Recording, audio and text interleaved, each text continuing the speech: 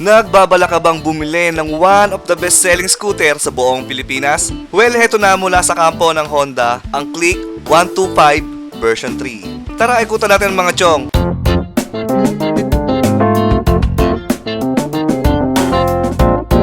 This Honda Click 125 is powered by 125cc, 2 valves, single overhead cams, liquid-cooled engine, comes with a Honda ESP engine technology cross-match up by ACG starter or AC generator, meaning nagge-generate siya ng current at sinacharge niya yung battery while riding at the same time. Tumutulong ito para tahimik ang engine upon initial startup. And syempre, ang ipinagmamalaki ni Honda na PGM FI technology to increase the performance pero tipid sa gasolina. It is a CVT type transmission with a power output of 11 horsepower and 10.8 Nm of torque at 5,000 RPM. Maximum power 8.2 kilowatts at 8,500 RPM. Well, honestly speaking, talagang matulin tong Click 125. Umpisahan natin sa front look, guys. Sino ba naman ang hindi makakagusto sa forma nito? Edgy, maraming kanto, masyadong busy yung details na lalong nagbibigay ng karakter sa motor. Aerodynamic, front fairing design. Sabayan pa ng mahabang daytime running light, talagang kumpleto sa angas ng forma ang scooter na to. Maganda ang color combination ng pearl white and orange. Very minimalist at hindi masyadong loud ang design. Ito ang kanyang headlight, full LED, white color, then integrated na din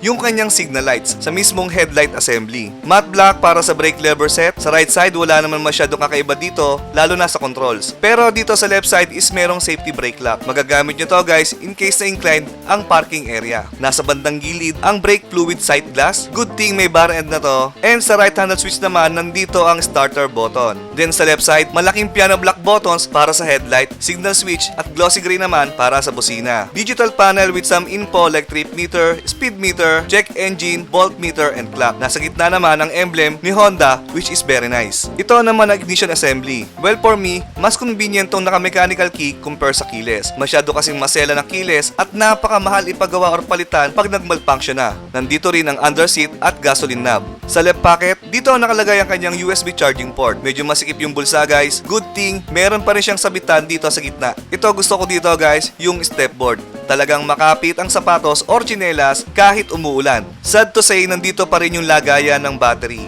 Hindi man nababasa yung battery mismo, pero yung wear naman ang nabubulok. Dahilan yan para magkaproblema sa motor at marami na akong na-encounter na yan ang problema sa Click sa katagalan. Dito nakaprint PGM FI ni Honda. And syempre, maganda ang pagkaka-layout ng logo ng Click. Ito naman yung kanyang underseat. Meron itong 18 liters capacity storage at para naman sa gas capacity, 5.5 liters mga chong. Malambot na upuan at eto pa, maporma talaga ang exhaust ng Click. Then yung kanyang engine cooling system, as we all know, liquid-cooled, tail light and signal lights are also LED na rin. Yung kanyang fender is reinforced na rin ng metal para matibay. Para naman sa tire size, 90 by 80 by 14 para sa harapan, MVP Star ang brand. Yung front shock nito, guys, is made by Showa. Rear tire naman is 100 by 80 by 14. Of course, Showa din ang shock sa likod. Ito ay may seat height na 769mm at 131mm naman ang ground clearance. May curb weight na 112 kg. Disc brake ang harapan at steel drum brake pa rin sa likod. Marami kayong pagpipili ang colorway mga chong. At syempre, bago ko makalimutan, ang Honda Click B3 ay nagkakahalaga ng 83,300 pesos para sa cash. 6,600 naman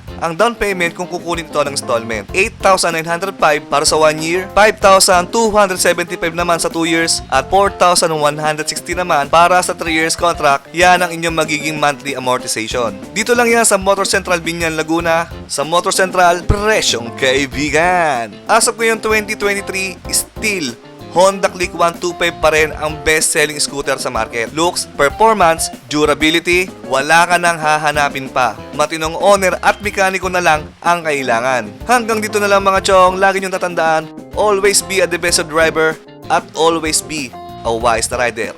Ito po ang Dad's Cabin. I'm out.